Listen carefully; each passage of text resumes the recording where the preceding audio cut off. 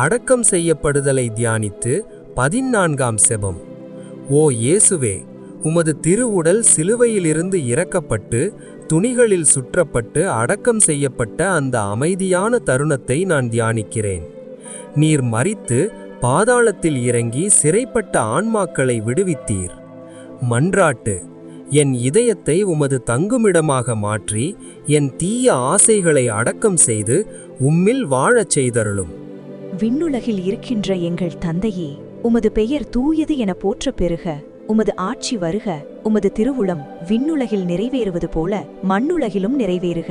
எங்கள் அன்றாட உணவை இன்று எங்களுக்கு தாரும். எங்களுக்கு எதிராக குற்றம் செய்வோரை நாங்கள் மன்னிப்பது போல எங்கள் குற்றங்களை மன்னியும். எங்களை சோதனைக்கு உட்படுத்தாதேயும், தீமையிலிருந்து எங்களை விடுவித்தருளும். ஆமென். அருள் நிறைந்த மரியே, ஆண்டவர் உம்முடனே, பெண்களுக்குள் ஆசி பெற்றவர் நீரே. உம்முடைய திருவயிற்றின் கனியாகிய இயேசுவும் ஆசி பெற்றவரே. தூய மரியே, இறைவனின் மாதாவே, பாவிகளாயிருக்கிற எங்களுக்காக இப்பொழுதும் எங்கள் இறப்பின் நேரத்திலும் வேண்டிக் கொள்ளும். ஆமேன். தந்தைக்கும் மகனுக்கும் தூய ஆவியாருக்கும் மாட்சிமை உண்டாகுக. தொடக்கத்தில் இருந்தது போல இப்பொழுதும் எப்பொழுதும் என்றென்றும் இருப்பதாக. ஆமேன்.